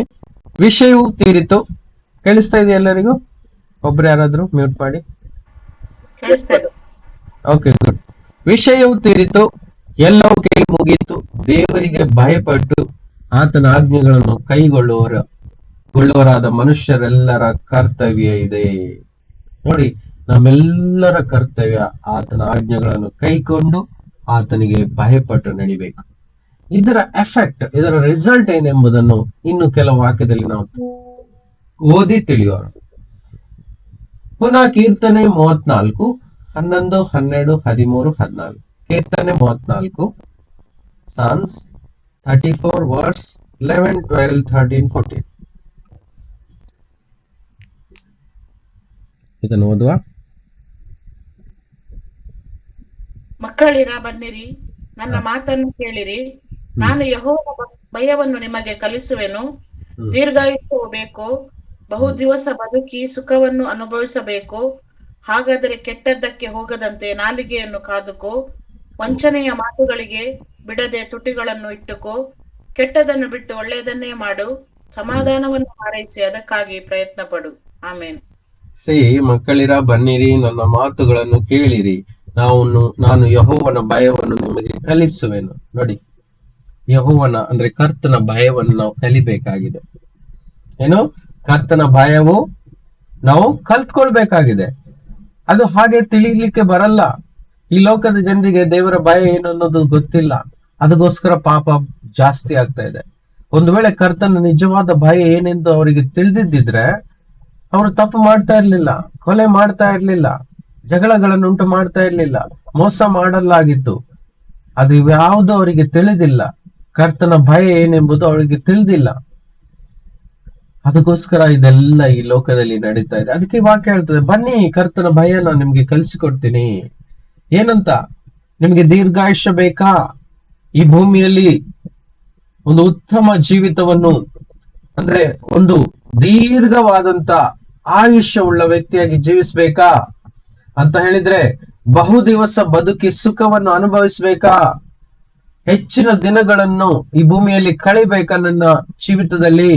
ಕರ್ತನ ಭಯವನ್ನು ಕಲಿತುಕೋ ಅಂತ ಅಡ್ವೈಸ್ ಮಾಡ್ತಾ ಇದ್ದಾರೆ ಬರಹಗಾರನು. ಹೇಗೆ? ಕೆಟ್ಟದಕ್ಕೆ ಹೋಗದಂತೆ ನಾಲಿಗೆಯನ್ನು ಕಾದುಕೋ, ವಂಚನೆಯ ಮಾತುಗಳಿಗೆ ಬಿಡದೆ ತುಟಿಗಳನ್ನು ಇಟ್ಟುಕೋ. ನೋಡಿ, ಬಾಯನ್ನು, ನಮ್ಮ ನಾಲಿಗೆಯನ್ನು ಕಾಪಾಡಿಕೊಳ್ಬೇಕು. ಆವಾಗ ನಮಗೆ ಬಹು ದಿವಸ ಬದುಕುವ ಸುಖ ಅನುಭವಿಸ್ಲಿಕ್ಕೆ ಸಿಗ್ತದೆ ಅಂತೆ. ಇದು ನಿಜವಾದ ದೇವರ ಭಯವನ್ನು ಕಲಿಯುವ ರೀತಿಯಾಗಿದೆ. ಅರ್ಥ ಆಗ್ತಿದೆಯಲ್ವಾ? 14ನೇ ವಾಕ್ಯ ಹೇಳ್ತದೆ, ಕೆಟ್ಟದನ್ನು ಬಿಟ್ಟು ಒಳ್ಳೆಯದನ್ನೇ ಮಾಡು. ನೋಡಿ, ಇದನ್ನು ತಿಳಿದುಕೊಳ್ಳಿಕ್ಕೆ ದೇವರ ವಾಕ್ಯಗಳನ್ನು ಓದಿ ಅರ್ಥ ಮಾಡ್ಕೊಂಡ್ರೆ ಮಾತ್ರ ನಮಗೆ ಗೊತ್ತಾಗ್ತದೆ ಕೆಟ್ಟದ್ಯಾವುದು ಒಳ್ಳೇದ್ಯಾವುದು ಎಂದು. ಯೇಸುವನ್ನು ನಂಬಿ ಸ್ವಾರ್ಥೆಯನ್ನು ಹೆಚ್ಚೆಚ್ಚಾಗಿ ಓದಿ ತಿಳಿದುಕೊಂಡವರಿಗೆ ಮಾತ್ರ ಅರ್ಥ ಆಗ್ತದೆ ಕೆಟ್ಟದ್ಯಾವುದು ಒಳ್ಳೇದ್ಯಾವುದು ಎಂಬುದು. ಹಾಗಿದ್ದರೆ ಇವಾಗ ಅನೇಕ ಟೆರರಿಸ್ಟ್ಗಳು, ಇಸ್ಲಾಂ ಧರ್ಮದವರು, ಅವ್ರು ಏನ್ ಮಾಡ್ತಾ ಇದ್ದಾರೆ? ಬೇರೆ ಜಾತಿಯವರನ್ನು ಕೊಲೆ ಮಾಡಿದ್ರೆ ಅದು ದೇವರಿಗೆ ಪ್ರಸಾದ ಅಥವಾ ದೇವರಿಗೆ ಸಂತೋಷ ಪಡುವ ರೀತಿ ಅಂತ ಅವರು ಅದನ್ನು ತಿಳ್ಕೊಂಡಿದ್ದಾರೆ. ಅವರ ದೃಷ್ಟಿಯಲ್ಲಿ ಅದು ಒಳ್ಳೆಯದು. ಆದ್ರೆ ನಿಜವಾದ ಸತ್ಯವಾದ ದೇವರ ವಾಕ್ಯ ಹೇಳ್ತದೆ ಕೊಲೆ ಮಾಡುವುದು ಪಾಪ ಅಂತ, ಅಲ್ವಾ?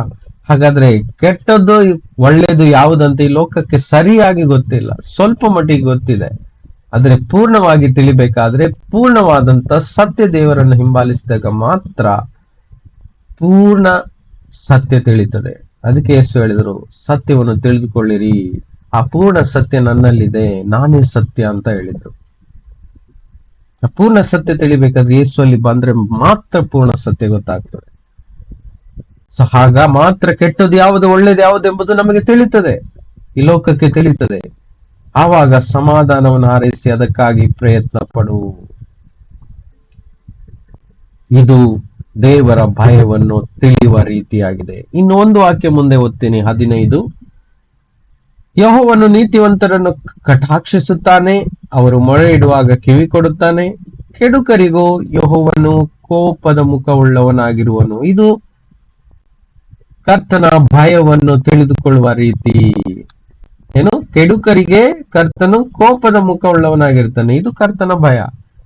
ಆದ್ರೆ ನೀತಿವಂತರಿಗೆ ಆತನು ಕಟಾಕ್ಷಿಸುತ್ತಾನೆ, ಒಳ್ಳೆಯದನ್ನೇ ಮಾಡುತ್ತಾನೆ. Price the Lord. ಸೊ ಇದು ರೀತಿ. ಇನ್ನು ವಾಕ್ಯ ನೋಡುವ,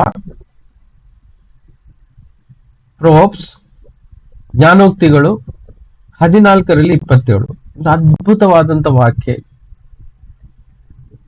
ಇದನ್ನು ಓದುವ.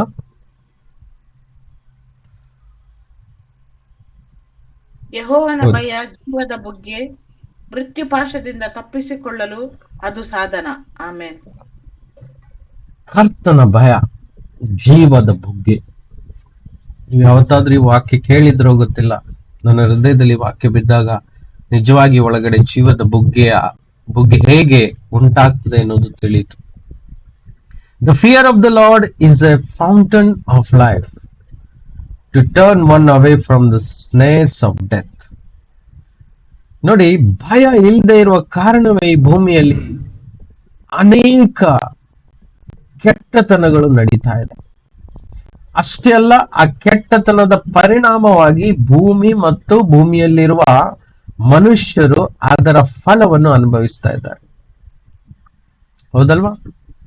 ಒಬ್ರು ಸುಖವಾಗಿದ್ರೆ 10 ಜನ ಕಷ್ಟವನ್ನು ಅನುಭವಿಸ್ತಾ ಇರ್ತಾರೆ, ದುಃಖದಲ್ಲಿರ್ತಾರೆ, ರೋಗದಲ್ಲಿರ್ತಾರೆ, ದರಿದ್ರತನದಲ್ಲಿರ್ತಾರೆ, ನಿರಾಶೆಯಲ್ಲಿರ್ತಾರೆ, ಸ್ಟ್ರೆಸ್ ಅಲ್ಲಿ ಇರ್ತಾರೆ, ಟೆನ್ಷನ್ ಅಲ್ಲಿ ಇರ್ತಾರೆ, ಭಯದಲ್ಲಿರ್ತಾರೆ, ಬದುಕೇ ಬೇಡ ಅಂತ ಇರ್ತಾರೆ. ಸುಖವಾಗಿರುವವರ ಸಂಖ್ಯೆ ಎಷ್ಟು ಮತ್ತು ದುಃಖದಲ್ಲಿರುವವರ ಸಂಖ್ಯೆ ಎಷ್ಟು? ದೇವರು ಮನುಷ್ಯನ ಈ ಭೂಮಿಯಲ್ಲಿ ಸೃಷ್ಟಿಸಿದ್ದು ಸುಖ ಸಂತೋಷವಾಗಿ ಬಾಳ್ಲಿಕ್ಕೆ. ಅವರು ಮನುಷ್ಯನನ್ನು ಆದಿಯಲ್ಲಿ ಸೃಷ್ಟಿಸುವಾಗ ಮನುಷ್ಯನು ದುಃಖದಲ್ಲಿ ಜೀವಿಸಬೇಕು ಅಂತ ಸೃಷ್ಟಿಸಿಲ್ಲ. ದುಃಖದಲ್ಲಿ ಜೀವಿಸಬೇಕು ಅಂತ ಸೃಷ್ಟಿಸಿಲ್ಲ. ಆತನು ಶಾಪದಲ್ಲಿ ಜೀವಿಸಬೇಕು ಅಂತ ಸೃಷ್ಟಿಸಿಲ್ಲ. ಆತನು ದರಿದ್ರತನದಲ್ಲಿ ಜೀವಿಸಬೇಕು ಅಂತ ಸೃಷ್ಟಿಸಿಲ್ಲ. ಆತನು ಸ್ಟ್ರೆಸ್ ಅನ್ನು ಹೊಂದಿಕೊಂಡು ರೋಗದಲ್ಲಿ ಜೀವಿಸಬೇಕು ಅಂತ ಸೃಷ್ಟಿಸೇ ಇಲ್ಲ. ಅದೇ ತರ ಯಾವ ವ್ಯಕ್ತಿಯು ಸಹ ಮರಣ ಹೊಂದಬೇಕು ಅಂತ ದೇವರು ಆದಿಯಲ್ಲಿ ಮನುಷ್ಯನನ್ನು ಸೃಷ್ಟಿಸಲೇ ಇಲ್ಲ. ಹಾಗಾದ್ರೆ ಜೀವಿತಕ್ಕೆ ಅರ್ಥವೇ ಇಲ್ಲದಿರುವಂತ ಒಂದು ಬದುಕನ್ನು ಮನುಷ್ಯ ಈ ಭೂಮಿಯಲ್ಲಿ ಬಾಳ್ತಾ ಇದ್ದಾನೆ ಅಂತ ಹೇಳಿದ್ರೆ ಅರ್ಥ ಆತನು ಜೀವದ ಬುಗ್ಗೆಯನ್ನು ಕಳೆದುಕೊಂಡಿದ್ದಾನೆ. ನಿಜವಾದ ಜೀವ ಏನೆಂಬುದನ್ನು ಅವನಿಗೆ ಇನ್ನೂ ಸಹ ತಿಳಿದಿಲ್ಲ. ಅವನು ತಿಳ್ಕೊಂಡಿದ್ದಾನೆ ಹುಟ್ಟಿದ ನಂತರ ಒಂದು ಆರೋಗ್ಯ, ಇನ್ನೊಂದು ಶಿಕ್ಷಣ, ಆಮೇಲೆ ಒಂದು ಹುದ್ದೆ, ಮನೆ, ಆಮೇಲೆ ವೈವಾಹಿಕ ಜೀವನ, ಆಮೇಲೆ ಮಕ್ಕಳು, ಆಮೇಲೆ ಕೊನೆಗೆ ಅಂತ್ಯ ಅಂತ ತಿಳ್ಕೊಂಡಿದ್ದಾನೆ. ಇದೇ ಅನೇಕರು ಈ ಭೂಮಿಯಲ್ಲಿ ಇವತ್ತು ತಿಳ್ಕೊಂಡಿರೋದು. ನೋ, ಇದಕ್ಕಲ್ಲ ದೇವರು ಸೃಷ್ಟಿ ಮಾಡಿದ್ದು. ದೇವರು ಸೃಷ್ಟಿ ಮಾಡಿದ್ದು ನಿತ್ಯವಾಗಿ ಮನುಷ್ಯನು ಜೀವಿಸಬೇಕು, ಆತನಿಗೆ ಮರಣವೇ ಇರಬಾರ್ದು. ಮರಣ ಅನ್ನುವ ಶಬ್ದವೇ ಕರ್ತನು ಆದಿಯಲ್ಲಿ ಮನುಷ್ಯನನ್ನು ಸೃಷ್ಟಿಸುವಾಗ ಅವನ ಒಳಗಡೆ ಇಡ್ಲೇ ಇಲ್ಲ. ಮರಣ ಬಂದಿದ್ದು ಯಾವಾಗ ಮನುಷ್ಯನು ದೇವರನ್ನು ಭಯಪಡದೆ ದೇವರಿಗೆ ವಿರುದ್ಧವಾಗಿ ನಡೆದಾಗ ಮರಣ ಉಂಟಾಯಿತು. ಆಮೆನ್. ಹಾಗಾದ್ರೆ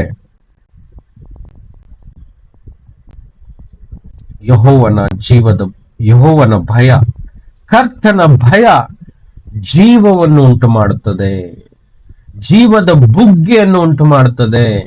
ಎಷ್ಟೆಷ್ಟು ಜನ ಇವತ್ತು ಬೈಬಲ್ ವಾಕ್ಯವನ್ನು, ಯೇಸುವಿನ ವಾಕ್ಯವನ್ನು ತಿಳಿದು ಅದರಂತೆ ನಡೆದುಕೊಂಡು ತಮ್ಮ ಹೃದಯದಲ್ಲಿ ಇಟ್ಟುಕೊಳ್ಳುತ್ತಾ ಹೋಗುವಾಗ, ಅದಕ್ಕೆ ಗೌರವವನ್ನು ಕೊಡುವಾಗ, ಆ ವಾಕ್ಯವನ್ನು ನಂಬುವಾಗ, ಆ ವಾಕ್ಯವನ್ನು ಪ್ರೀತಿಸುವಾಗ, ತಮ್ಮ ಹೃದಯದಲ್ಲಿ ಇಟ್ಟುಕೊಳ್ಳುವಾಗ, ಅದನ್ನು ಆರಾಧಿಸುವಾಗ ಅವರ ಹೃದಯದಲ್ಲಿ, ಅವರ ಬದುಕಿನಲ್ಲಿ ಜೀವದ ಬುಕ್ಕೆ ಉಕ್ಕಿ ಹರಿಲಿಕ್ಕೆ ಆರಂಭಿಸ್ತದೆ. ಅದಕ್ಕೆ ಯೇಸು ಹೇಳಿದ್ದು, ನಾನು ಬಂದಿದ್ದು ಜೀವ ಇರಬೇಕು ಅಂತ, ಅಷ್ಟೇ ಅಲ್ಲ ಸಮೃದ್ಧಿ ಉಳ್ಳ ಜೀವಿತ ಇರಬೇಕು ಅಂತ ನಾನು ಈ ಭೂಮಿಗೆ ಬಂದಿದ್ದೇನೆ. ಮತ್ತು ಕೆಟ್ಟು ಹೋದವನ್ನೆಲ್ಲ ಹುಡುಕಿ ಅವರನ್ನು ಕಾಪಾಡ್ಲಿಕ್ಕೋಸ್ಕರ ನಾನು ಬಂದಿದ್ದೇನೆ. ಹೌದಾ? ರೋಗಿಗಳನ್ನು ಗುಣಪಡಿಸ್ಲಿಕ್ಕಾಗಿ ನಾನು ಬಂದಿದ್ದೇನೆ. ಪಾಪಿಗಳನ್ನು ತೊಳೆದು ಶುದ್ಧ ಮಾಡ್ಲಿಕ್ಕೋಸ್ಕರ ನಾನು ಬಂದಿದ್ದೇನೆ. ಸತ್ತವರಿಗೆ ನಿತ್ಯ ಜೀವ, ಪುನರುತ್ಥಾನ ಕೊಡ್ಲಿಕ್ಕೋಸ್ಕರ ನಾನು ಬಂದಿದ್ದೇನೆ ಅಂತ ಯೇಸು ಕೂಗಿ ಕೂಗಿ ಸುವಾರ್ತೆಯನ್ನು ಸಾರಿದ್ರು. ಹಾಗಾದ್ರೆ ಭೂಮಿಯಲ್ಲಿಯೂ ಪರಲೋಕದಲ್ಲಿಯೂ ಒಂದು ಸುಂದರ ಜೀವಿತ ನಮಗೆ ಬೇಕಾದರೆ ನಾವು ಇವತ್ತು ಕರ್ತನನ್ನು ಭಯಪಟ್ಟು ಜೀವಿಸಲೇಬೇಕು. ಅದೊಂದೇ ಮಾರ್ಗ, ಅದೊಂದೇ ಮಾರ್ಗ, ಬೇರೆ ಮಾರ್ಗವಿಲ್ಲ. ಆಮೆನ್. ಸೊ ಜೀವದ ಬುಗ್ಗೆ, ಅದರಲ್ಲಿ ಪರಿಪೂರ್ಣತೆ ಉಂಟು, ಅದರಲ್ಲಿ ತೃಪ್ತಿ ಉಂಟು. ಹೌದಾ? ಜೀವದ ಬುಗ್ಗೆಯಲ್ಲಿ ತೃಪ್ತಿ ಉಂಟು. ಅಷ್ಟೇ ಅಲ್ಲ, ಜೀವದ ಬುಗ್ಗೆ ಅಂತ ಹೇಳಿದ್ರೆ ಅದು ನಿರಂತರ. ಬುಗ್ಗೆ ಅಂತ ಹೇಳಿದ್ರೆ ನಿರಂತರ, ಅದು ಒನ್ ಟೈಮ್ ಅಲ್ಲ. ನೋಡಿ, OTP ಬರ್ತದೆ ಒನ್ ಟೈಮ್, ಕೆಲವೇ ಸೆಕೆಂಡ್ಸ್ ಅಲ್ಲಿ, ಮಿನಿಟ್ ಅಲ್ಲಿ ಅದು ಎಕ್ಸ್ಪೈರ್ಡ್ ಆಗುತ್ತೆ. OTP ಬರ್ತಲ್ಲ, ಒನ್ ಟೈಮ್ ಪಾಸ್ವರ್ಡ್ ಅಂತ. ಹಾಗೆ ಅಲ್ಲ, ಅದು ಕೆಲವೊಂದು ಕ್ಷಣಕ್ಕೆ ಮಾತ್ರ ಅಲ್ಲ. ಇಲ್ಲಿ ಹೇಳಿರೋ ವಾಕ್ಯದ ಅರ್ಥ ಬುಗ್ಗೆ ಅಂತ ಹೇಳಿದ್ರೆ ಇದು ನಿರಂತರ ಅಂತ ಅರ್ಥ. Never ending. ಇದು ತೀರದೆ ಇರುವಂತ ಬುಗ್ಗೆ, ಕಡಿಮೆ ಆಗದೆ ಇರುವಂತ ಜೀವದ ಬುಗ್ಗೆ, ಖಾಲಿ ಆಗದೆ ಇರುವಂತ ಜೀವದ ಬುಗ್ಗೆ. Praise the Lord. ಸೊ ಅದೇ ಜೀವದ ಬುಗ್ಗೆ. ಇದು ನಿರಂತರವಾಗಿ ಹೇಗೆ ನದಿಯಲ್ಲಿ ನೀರು ಹರಿತಾ ಇರುತ್ತದೋ, ಪ್ರತಿದಿನ, ಪ್ರತಿ ತಿಂಗಳು, ಪ್ರತಿ ವರ್ಷ ನಾನ್ ಸ್ಟಾಪ್ ನಿಲ್ಲದೆ ಹರಿಯುವಂತ ಆ ಒಂದು ನಿರಂತರವಾಗಿರುವಂತ ಸಂಗತಿಗೆ ಜೀವದ ಬುಗ್ಗೆ ಎಂದು ಅರ್ಥ. Praise the Lord. ಮನುಷ್ಯನ ಏನ್ ತಿಳ್ಕೊಂಡಿದ್ದಾನೆ, 70, 80, 90 ವರ್ಷ ಜೀವಿಸಿದ್ರೆ ಗ್ರೇಟ್ ಅಂತ. ನೋ, ಸಾಯ್ಲಿಕ್ಕೆ ಎಲ್ಲ ದೇವರು ನಮ್ಮನ್ನು ಸೃಷ್ಟಿ ಮಾಡಿದ್ದು ನಾವು ಜೀವಿಸ್ಬೇಕು, ಸಮೃದ್ಧಿಯಾದ ಜೀವನ ನಮಗೆ ಸಿಗ್ಬೇಕು ಎಂಬ ಆ ವಿಷಯಕ್ಕೋಸ್ಕರವೇ ಕರ್ತನು ನಮ್ಮೆಲ್ಲರನ್ನು ಸೃಷ್ಟಿಸಿದ್ದು. ಆಮೆನ್. ಸೊ ಎಷ್ಟೊಂದು ಸುಂದರ ಅಲ್ವಾ ಕರ್ತನ ಈ ಜೀವನ, ಕರ್ತನು ಕೊಟ್ಟಂತ ಈ ಬದುಕು. ಹಾಲೆಲೂಯಾ. ಇದ್ದೀರಾ? Hallelujah. Hallelujah. Thank you Jesus. Yes yes, hallelujah. ಮಕ್ಕಳಿಗೋಸ್ಕರ ಸ್ತೋತ್ರ. ಇನ್ನೊಂದು ವಾಕ್ಯ, ಜ್ಞಾನೋಕ್ತಿಗಳು 19:23. ಜ್ಞಾನೋಕ್ತಿಗಳು 19:23. Proverbs 19 verse number 23. ಯೆಹೋವನ ಭಯವು ಜೀವದಾಯಕವು, ಭಯಭಕ್ತಿಯುಳ್ಳವನು ತೃಪ್ತನಾಗಿ ನೆಲೆಗೊಳ್ಳುವನು, ಅವನಿಗೆ ಕೇಡು ಸಂಭವಿಸದು. ಆಮೆನ್. ಕರ್ತನ ಭಯವು ಜೀವದಾಯಕವು. ಇಂಗ್ಲಿಷ್ ಅಲ್ಲಿ ಬರೆದಿದೆ, the fear of the Lord leads to life. ಯಾವ ವ್ಯಕ್ತಿ ಕರ್ತನಿಗೆ ಭಯಪಟ್ಟು ಆತನನ್ನು ಹಿಂಬಾಲಿಸಲಿಕ್ಕೆ ಪ್ರಯತ್ನ ಪಡ್ತಾನೋ ಆತನಿಗೆ ಕರ್ತನು ಜೀವಿತಕ್ಕೆ, ಅಂದ್ರೆ ಜೀವದಾಯಕವಾದಂತ ಒಂದು ಬದುಕಿಗೆ ಕರ್ತನ ಏನ್ ಮಾಡ್ತಾನೆ, ನಡೆಸುತ್ತಾನೆ. ಅಂದ್ರೆ ನಿಜವಾದ ಬದುಕು ಏನೆಂಬುದನ್ನು ತೋರಿಸ್ತಾನೆ. ಹಿ ಲೀಡ್ಸ್ ಟು ಲೈಫ್. ಯಾರಿಗೆ? ಕರ್ತನಿಗೆ ಭಯಪಡುವವರಿಗೆ. ಅದೇ ಭಯವಿಲ್ಲದೆ ಲೋಕದ ರೀತಿಯಾಗಿ, ಲೋಕದ ಪ್ರಕಾರವಾಗಿ, ಲೋಕವನ್ನೇ ಪ್ರೀತಿಸಿ, ಲೋಕದ ವಸ್ತುಗಳನ್ನು ಯಾರು ಹೆಚ್ಚು ಪ್ರೀತಿಸ್ತಾರೋ, ದೇವರಿಗಿಂತ ಮೇಲಿಡ್ತಾರೋ, ಅವರ ಮೇಲೆ ದೇವರಿಗೆ ಪ್ರೀತಿ ಇಲ್ಲ. ಅವರು ಖಂಡಿತವಾಗಿ ದೇವರು ಜೀವಿತದ ಕಡೆಗೆ ನಡೆಸಲಿಕ್ಕೆ ಆಗುವುದಿಲ್ಲ. ಯಾಕಂದ್ರೆ ಕರ್ತನಿಗೆ ಭಯಪಡಲ್ಲ. ಹೆಸರು ಮಾತ್ರ ಕ್ರೈಸ್ತರು, ಆದರೆ ಮಾಡುವುದೆಲ್ಲವೂ ಲೋಕದ ಪ್ರಕಾರವಾಗಿ ಆಗಿರುವಾಗ ಅವರಲ್ಲಿ ಜೀವದ ಬುಗ್ಗೆ ಹೇಗೆ ಕಾಣಲಿಕ್ಕೆ ಸಾಧ್ಯ? ಹೇಗೆ ದೇವರು ತಾನೇ ಆ ಮಕ್ಕಳನ್ನು ಕೈ ಹಿಡಿದು ನಡೆಸಲಿಕ್ಕೆ ಸಾಧ್ಯ? ಈ ಲೋಕದ ತಂದೆ ತಾಯಿಗಳಾಗಿ ತನ್ನ ಮಕ್ಕಳು ತಪ್ಪುಗಳನ್ನು ಮಾಡುವಾಗ ತನ್ನ ಮಕ್ಕಳನ್ನು ಕೈ ಹಿಡಿದು ನಡೆಸಲಿಕ್ಕೆ ಎಷ್ಟು ಕಷ್ಟಪಡ್ತಾರೆ, ದುಃಖವನ್ನು ಅನುಭವಿಸ್ತಾರೆ.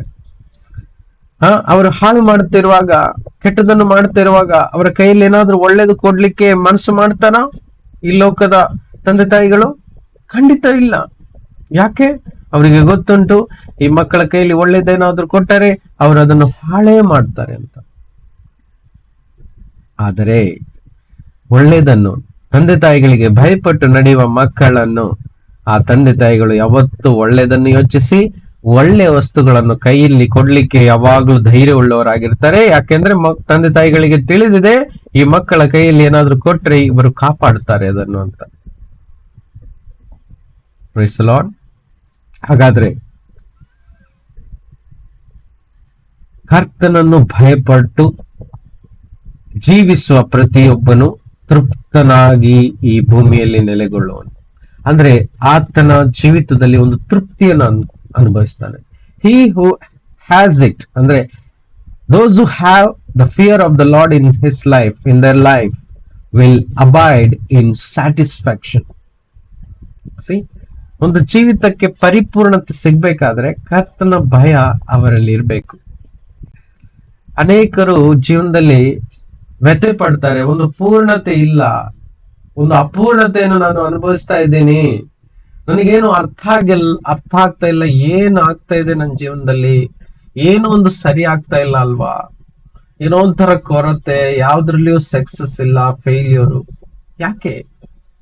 ಕರ್ತನ ಭಯ ಇಲ್ಲದಿರುವ ಒಂದು ಕಾರಣ. ಆದ್ರೆ ಯಾರು ಕರ್ತನನ್ನು ಭಯ ಪಡ್ತಾರೋ, ಆತನ ಮುಂದೆ ಭಕ್ತಿ ಉಳ್ಳವರಾಗಿ ಜೀವಿಸ್ತಾರೋ, ಕರ್ತನು ಆತನನ್ನು ಏನು ಮಾಡ್ತಾರೆ? ಜೀವದ ಕಡೆಗೆ ನಡೆಸ್ತಾರೆ ಮತ್ತು ಆತನನ್ನು ತೃಪ್ತಿಯನ್ನಾಗಿ ಮಾಡಿ ನೆಲೆಗೊಳಿಸ್ತಾರೆ.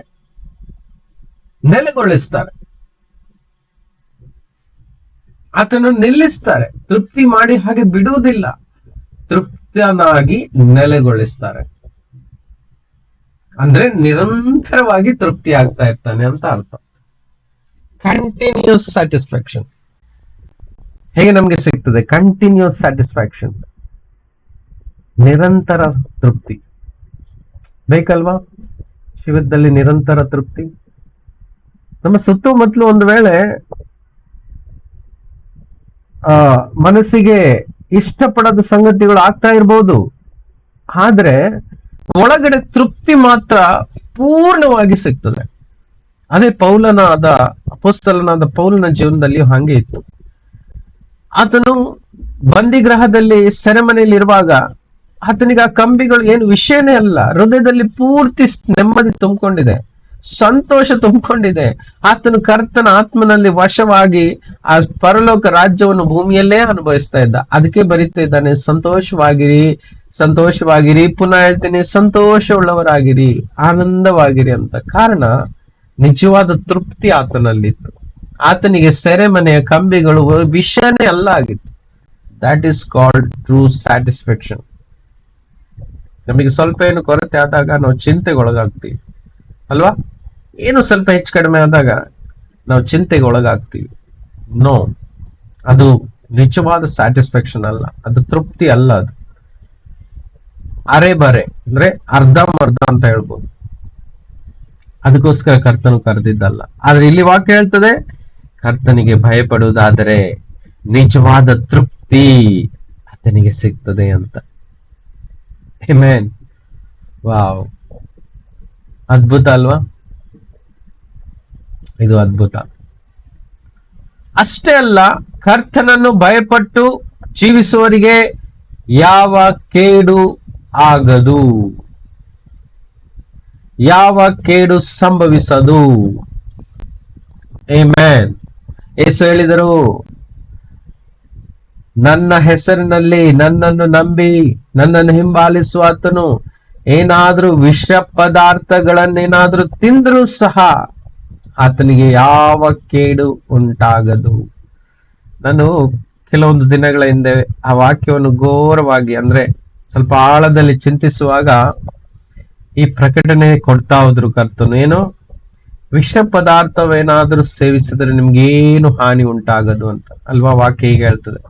ಹಾಗಾದ್ರೆ ಅರ್ಥ ಏನು ಅಂತ ತಿಳಿದಾಗ, ಇವತ್ತಿನ ನ್ಯೂಸ್ ಅಲ್ಲಿ ಒಂದೊಂದೇ ಬರ್ತಾ ಇದೆ. ಗೀಯಲ್ಲಿ ಏನು ಮಿಕ್ಸ್ ಮಾಡಿ ಕೋಟಿಗಟ್ಲೆ ಫ್ರಾಡ್ ಮಾಡ್ತಾ ಇದ್ದಾರೆ. ಒರಿಜಿನಲ್ ಅಲ್ಲ, ಎಣ್ಣೆ ಒರಿಜಿನಲ್ ಅಲ್ಲ, ರೈಸ್ ಒರಿಜಿನಲ್ ಅಲ್ಲ, ಮೊಟ್ಟೆ ಒರಿಜಿನಲ್ ಅಲ್ಲ, ಅದರಲ್ಲಿ ಕೆಮಿಕಲ್ ಇದೆ. ಹೌದಾ? ತರಕಾರಿಗಳ ಮೇಲೆ ಕೆಮಿಕಲ್ ಇದೆ, ಪ್ರತಿಯೊಂದ್ರಲ್ಲೂ ಕೆಮಿಕಲ್ ಇದೆ. ಅಯ್ಯೋ, ಹಾಗಾದ್ರೆ ಬದುಕುವುದು ಹೇಗೆ? ಕ್ಯಾನ್ಸರ್ ಬರುತ್ತೆ, ಅದಾಗತ್ತೆ, ಇದಾಗತ್ತೆ. ದೆನ್ ಹೇಗೆ ಬದುಕುವುದು? ದಿನ ಹೋಗ್ತಾ ಹೋಗ್ತಾ ಇದು ಅತಿ ಆಗುತ್ತೆ ಹೊರತು ಕಡಿಮೆ ಆಗ್ಲಿಕ್ಕೆ ಚಾನ್ಸೇ ಇಲ್ಲ, ಕಡಿಮೆ ಆಗ್ಲಿಕ್ಕೆ ಚಾನ್ಸೇ ಇಲ್ಲ. ಅದಕ್ಕೆ ಪ್ರೀವಿಯಸ್ ಆಗಿ ಮೊದಲೇ ಕರ್ತನು ನಮಗೆ ಧೈರ್ಯ ಕೊಟ್ಟು ಪ್ರೋತ್ಸಾಹ ಪಡಿಸಿ ನಮಗೆ ಏನು ಹೇಳಿದ್ದಾರೆ? ನೀವು ಏನೇ ತಿಂದ್ರು, ಕೆಮಿಕಲ್ ಉಳ್ಳ ಪದಾರ್ಥ ತಿಂದ್ರು ಅಥವಾ ಏನಾದ್ರೂ ಪೂಜೆ ಮಾಡಿ ಮಾಟ ಮಂತ್ರ ಮಾಡಿ ಅದಕ್ಕೇನಾದ್ರೂ ವಿಷ ಸಹ ಹಾಕಿದ್ರು, ನೋಡಿ, ವಿಷ ಅಂದ್ರೆ ಕೆಮಿಕಲ್, ವಿಷ ಅಂದ್ರೆ ಏನು? ಕೆಮಿಕಲ್, ಹೌದಲ್ವಾ? ಹಾಕಿದ್ರು ಸಹ ನಿಮಗೇನು ತೊಂದರೆ ಆಗದು, ನಿಮಗೇನು ಕೇಡು ಸಂಭವಿಸೋದು. ಮಾರ್ಕ 16:17 ಬರ್ದಿದಲ್ವಾ? 17-18 ಬರ್ತಿದೆ. ನಿಮಗೇನು ಕೇಡು ಸಂಭವಿಸೋದು. ಇವತ್ತು ರೋಗಗಳಿಗೆ ಕಾರಣವೇ ಕೆಮಿಕಲ್, ವಿಷ ಪದಾರ್ಥದಿಂದಲೇ ರೋಗಗಳು ಬರುವುದು. ಅನೇಕ ವರ್ಷಗಳ ಹಿಂದೆ ಇಷ್ಟು ರೋಗಗಳು ಇಲ್ಲ ಆಗಿತ್ತು, ಕಾರಣ ಪದಾರ್ಥಗಳು ಶುದ್ಧವಾಗಿತ್ತು, ರಸಾಯನ ಕೆಮಿಕಲ್ಗಳಿಲ್ಲ ಆಗಿತ್ತು. ರೈಟ್? ಅದೇ ದೇವರಿಗೆ ಭಯಪಟ್ಟು, ಕರ್ತನಿಗೆ ಭಯಪಟ್ಟು ಜೀವಿಸುವವರಿಗೆ ಯಾವ ಕೇಡು ಸಂಭವಿಸದು. ಆಮೆನ್. Praise the Lord. ಸೊ ಇದು ಆಶೀರ್ವಾದ ಅಲ್ವಾ? ಇದು ಪ್ರೊಟೆಕ್ಷನ್ ಅಲ್ವಾ? ಇದು ಸೇಫ್ಟಿ ಅಲ್ವಾ? ಯೇಸು ಹೇಳಿದ ಮಾತು ಸೇಫ್ಟಿ ಅಲ್ವಾ? ನಮಗೆ ಪ್ರೊಟೆಕ್ಷನ್ ಅಲ್ವಾ ಅದು? ಯಸ್. ಹಾಗಾದ್ರೆ ಏನ್ ಮಾಡ್ಬೇಕು? ಆ ಪ್ರೊಟೆಕ್ಷನ್ ಒಳಗೆ ನಾವು ಒಳಗೆ ಹೋಗ್ಬೇಕು. ನಾವು ಸೇಫ್ ಆಗ್ಬೇಕಿದ್ರೆ ಆತನು ಹೇಳಿದಾಗೆ ಕೇಳಬೇಕು. ನಾನು 2, 3, 4 ವಾರ ಆಯ್ತು ಒಂದೇ ತರದ ಮೆಸೇಜ್ ಅಲ್ಲಿ ದೇವರ ಆತ್ಮನ ಲೀಡ್ ಮಾಡ್ತಾ ಇದ್ದಾರೆ. ನಿಮ್ಮ ಸೇಫ್ಟಿ ಏನಂತೆ? ಕರ್ತನ ಭಯದಲ್ಲಿ ಇದೆ ಅಂತೆ. ನಮ್ಮ ಸೇಫ್ಟಿ ಕವಚ, ನಮ್ಮ ಸುರಕ್ಷಿತವಾದ ಕವಚ ಏನು? ಕರ್ತನ ಭಯ. ಹಾಲೆಲೂಯ. ಈ ಒಂದು ವಾಕ್ಯ ಓದಿ, ಮಲಾಕಿ 3:16.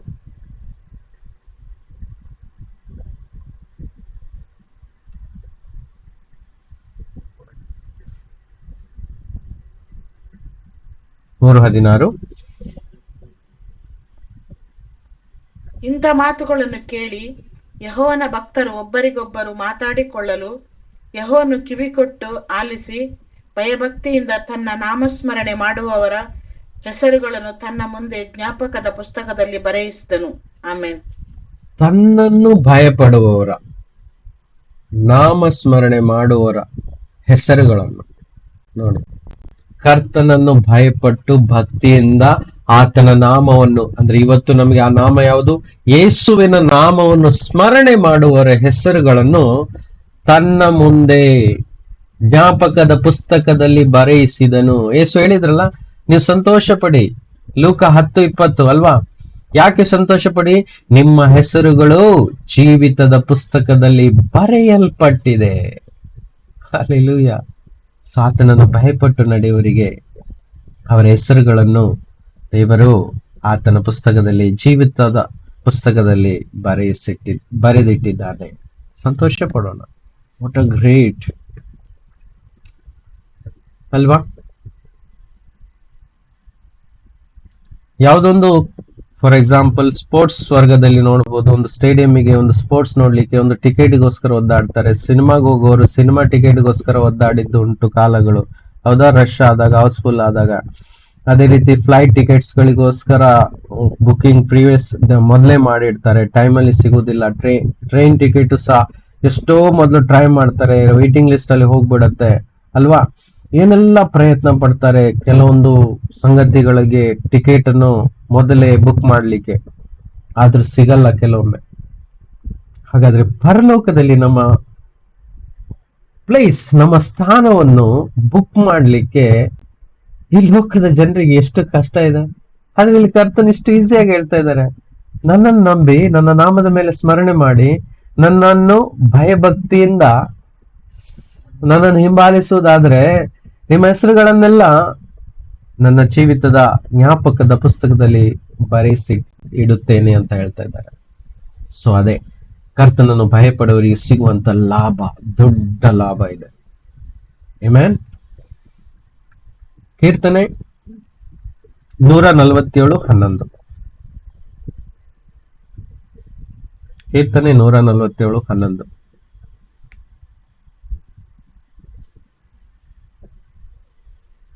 ಓದುವ. ಯೆಹೋವನು ಆನಂದಿಸುವುದು ತನ್ನ ಕೃಪೆಯನ್ನು ನಿರೀಕ್ಷಿಸುವ ಭಕ್ತರಲ್ಲೇ.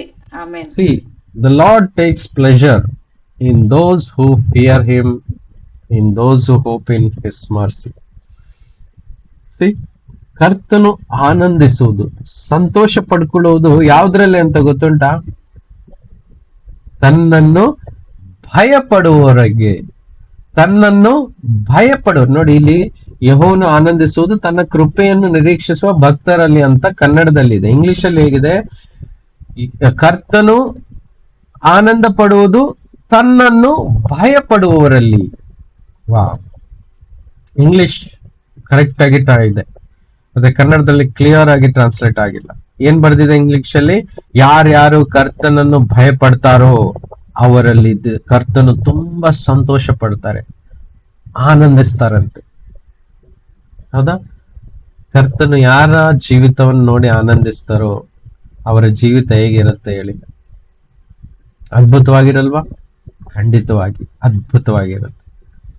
ಅವರನ್ನು ನಡೆಸ್ತಾ ಇರ್ತಾನೆ. ಹಸಿರು ಹುಲ್ಲುಗಾವಲಿನಲ್ಲಿ ಆತನು ನಡೆಸ್ತಾ ಇರ್ತಾನೆ. ಕುಂದು ಕೊರತೆ ಇಲ್ಲದೆ ನಡೆಸ್ತಾ ಇರ್ತಾನೆ. ಹೌದಾ? ಶುಭವು ಕೃಪೆ ಅವ್ರ ಜೀವನದಲ್ಲಿ ಉಂಟು ಮಾಡ್ತಾ ಇರ್ತಾನೆ. ಯಾವ ಕೇಡು ಅವರ ಜೀವನದಲ್ಲಿ ಆಗದಂತೆ ಕಾಪಾಡ್ತಾ ಇರ್ತಾನೆ. ರೋಗ ಬರದಂತೆ ಸುರಕ್ಷಿತವಾಗಿ ಇಡ್ತಾನೆ. ಎಲ್ಲ ಕಷ್ಟದಲ್ಲಿ ಜಯ ಕೊಡ್ತಾ ಹೋಗ್ತಾನೆ. ದುಷ್ಟನ್ನು ತರುವಂತ ಎಲ್ಲ ಯುದ್ಧಗಳಿಗೆ ಜಯವನ್ನು ಕೊಡ್ತಾ ಹೋಗ್ತಾನೆ. ಆಮೆನ್. ಯಾಕೆ? ಆತನನ್ನು ಭಯಪಡುವವರ ಜೀವಿತದಲ್ಲಿ ಆತನು ಆನಂದ ಪಡ್ತಾನೆ ಅಂತ. ಅದಕ್ಕೋಸ್ಕರ ಆಮೆನ್. ಸೊ ಹಾಗಾದ್ರೆ ಇವೆಲ್ಲ ವಾಕ್ಯಗಳು ಆಶೀರ್ವಾದದ ವಾಕ್ಯಗಳು. ಇವೆಲ್ಲ ಆಶೀರ್ವಾದಗಳು ನಮ್ಮ ಜೀವನದಲ್ಲಿ ನೆರವೇರ್ಬೇಕಾದ್ರೆ ಆತನ ಭಯ ನಮ್ಮ ಹೃದಯದಲ್ಲಿ ಇರಬೇಕು, ನೆಲೆ ನಿಂತಿರ್ಬೇಕು. ನಾವಿವತ್ತು ಈ ಭಯವನ್ನು ಹೃದಯದಲ್ಲಿ ಗಟ್ಟಿಯಾಗಿ ಕೊಳ್ಳೋಣ ಅಲ್ವಾ? ಇದು ನಿಧಿ ಅಲ್ವಾ ಹೇಳಿ? ಕರ್ತನನ್ನು ಭಯಪಡುವುದು ಇದು ನಿಧಿ ಇದ್ದ ಹಾಗೆ. ಇದು ಸಂತೋಷದ ಸಂಗತಿಯಾಗಿದೆ. ಈ ಒಂದು ಸಂದೇಶ ನಮ್ಮ ಜೀವಿತವನ್ನು ಬದಲಾಯಿಸುವಂತದ್ದಾಗಿದೆ. ಇಡೀ ಬೈಬಲ್ ಅಲ್ಲಿ ಕರ್ತನನ್ನು ಭಯಪಟ್ಟು ಆತನ ವಾಕ್ಯಗಳನ್ನು ಅನುಸರಿಸುವುದೇ ಮನುಷ್ಯರೆಲ್ಲರ ಕರ್ತವ್ಯ ಆಗಿದೆ. ಇದೇ ಫೈನಲ್ ಅಲ್ಟಿಮೇಟ್ ಪರ್ಪಸ್. ನಮ್ಮೆಲ್ಲರ ಜವಾಬ್ದಾರಿ ಇದೆ. ಇವತ್ತು ಸತ್ಯವಾದ ಕರ್ತನ್ ಯಾರು ಅಂತ ನಮಗೆ ತಿಳಿದಿದೆ. ಅದು ಯೇಸು ಅಲ್ಲದೆ ಬೇರೆ ಯಾರು ಅಲ್ಲ. ಯೇಸು ಒಬ್ಬನೇ ಕರ್ತನು. ಆತನೇ ಆದಿಯು, ಆತನೇ ಅಂತ್ಯವು. ಆತನೇ ರಾಜಾದಿರಾಜನು, ಆತನೇ ಕರ್ತರ ಕರ್ತನು. ಆತನೇ ಇದ್ದವನು, ಇರುವಾತನು, ಮುಂದೆ ಬರುವಾತನು ಆಗಿರುವ ಯೇಸು ಮಾತ್ರ ನಮ್ಮ ಕರ್ತನು. ಆತನೇ ತಂದೆ, ಆತನೇ ಪುತ್ರನು, ಆತನೇ ಪವಿತ್ರಾತ್ಮನಾಗಿದ್ದಾನೆ. ಆತನನ್ನು ಭಯಪಟ್ಟು ನಡೆಯುವರು ಭಾಗ್ಯವಂತರು.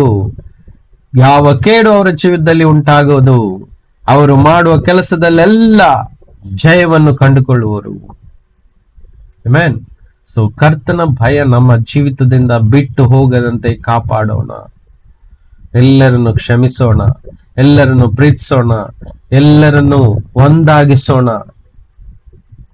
ದೇವರ ಮುಂದೆ ತಗ್ಗಿ ನಾವು ಜೀವಿಸೋಣ. ಇದು ಒಂದೇ ದಾರಿ, ಬೇರೆ ದಾರಿ ಇಲ್ಲ. ಯೇಸು ಒಬ್ಬನೇ ದಾರಿ. ಯೇಸು ಹೇಳಿದ ವಾಕ್ಯಗಳು ಮಾತ್ರ ಜೀವಿತದ ವಾಕ್ಯಗಳು, ಬೇರೆ ಯಾವ ಮಾರ್ಗವೂ ಸಹ ಜೀವಿತದ ಮಾರ್ಗಗಳಲ್ಲ. ಯೇಸು ಹೇಳಿದರು, ಅನೇಕರು ಶಿಷ್ಯರು ಅವರನ್ನು ಬಿಟ್ಟು ಹೋಗ್ತಾ ಇರುವಾಗ ಅಲ್ಲಿ ಪೇತ್ರನು ಮಾತ್ರ ಉಳಿದಿದ್ದನು. ಅವಾಗ ಪೇತ್ರನ ಹತ್ರ ಹೇಳ್ತಾರೆ, ಯೇಸು ನೀನು ಸಹ ಹೋಗ್ಬೇಕಂತ ಇದೆಯಾ ನನ್ನನ್ನು ಬಿಟ್ಟು? ಅವಾಗ ಪೇತ್ರ ಹೇಳ್ತಾನೆ, ಕರ್ತನೇ, ಸ್ವಾಮಿ, ನಿನ್ನನ್ನು ಬಿಟ್ಟು ನಾನು ಎಲ್ಲಿಗೆ ಹೋಗ್ಲಿ? ಜೀವವುಳ್ಳ ವಾಕ್ಯಗಳು ನಿನ್ನಲ್ಲಿಯೇ ಅವೆ ಅಲ್ವಾ? ಸೊ ಯೇಸುವಿನ ಎಲ್ಲಾ ವಾಕ್ಯಗಳು ಜೀವ ಕೊಡುವ ವಾಕ್ಯಗಳು. ಆ ಜೀವ ಕೊಡುವ ವಾಕ್ಯಗಳು ನಮ್ಮಲ್ಲಿರುವುದಾದರೆ, ಅದಕ್ಕೆ ನಾವು ಗೌರವ ಕೊಡುವುದಾದ್ರೆ, ಅದೇ ನಿಜವಾದ ಭಯ ಅಂತ ಹೇಳಿದ್ರೆ ಆಧರಣೆ ಆಗಿದೆ ದೇವರಿಗೆ ಕೊಡುವಂಥದ್ದು. ಆಮೇನ್. ಸೊ ಈ ವಾಕ್ಯಗಳು, ಈ ಸಂದೇಶವು ನಮ್ಮ ಜೀವಿತವನ್ನು ಬದಲಾಯಿಸುವಂತದ್ದಾಗಲಿ, ನಮ್ಮ ಜೀವಿತಕ್ಕೆ ಒಂದು ಆಶೀರ್ವಾದ ಆಗಲಿ, ಜೀವನದಲ್ಲಿ ಅನೇಕ ಫಲ ಬರಲಿ, ಅಷ್ಟೆಲ್ಲ ಜೀವದ ಬುಗ್ಗೆ ನಮ್ಮಲ್ಲಿ ಉಕ್ಕಿ ಹರಿಯಲಿ ಎಂದು ಹಾರೈಸ್ತಾ ಯೇಸುವಿನ ನಾಮದಲ್ಲಿ ಈ ಸಂದೇಶವನ್ನು ಇಲ್ಲಿ ನಿಲ್ಲಿಸ್ತೇನೆ. ದೇವರು ನಿಮ್ಮೆಲ್ಲರನ್ನು 100ರಷ್ಟು ಆಶೀರ್ವದಿಸಲಿ ಎಂದು ಪ್ರಾರ್ಥಿಸ್ತೇನೆ. ಆಮೇನ್. ಆಮೆನ್. ಆಮೇನ್. ಆಮೆನ್. ಆಮೆನ್.